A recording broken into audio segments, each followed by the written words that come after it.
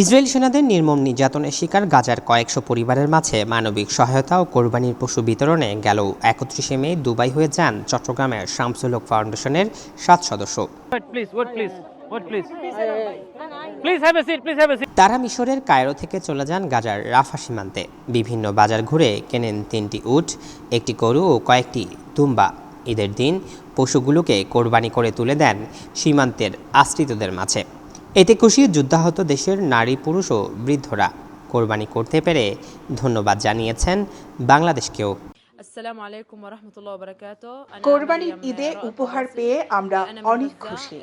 আমাদের পাশে দাঁড়ানোর জন্য শামসুল হক ফাউন্ডেশনকে অনেক ধন্যবাদ জানাই। আপনাদের আগমনে নিজেদের অনেক সৌভাগ্যবান মনে করছি। আপনাদের অনেক কৃতজ্ঞতা জানাই। চট্টগ্রামের শামসুল হক ফাউন্ডেশন অনেকদিন ধরে মানবিক এমন কাজ করে যাচ্ছেন। সংশ্লিষ্টরা জানান, দেশি বিদেশি সহায়তা নিয়ে তারা মিশরের সীমান্তে যান নির্যাতিত গাজাবাসীর পাশে দাঁড়াতে।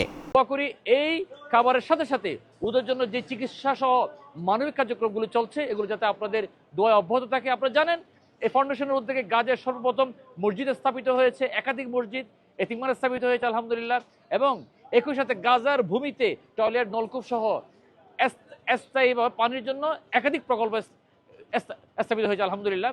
এই কার্যক্রম মিশরও চলছে, যারা শরণার্থী রয়েছে, এবং গাজাতেও চলছে।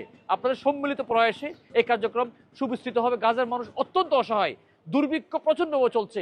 আশা করছি সকলের সহযোগিতা, আল্লাহ তাআলার দয়ায় আমরা ওদের জন্য যৎকিঞ্চিৎ অংশগ্রহণ করতে পারবো।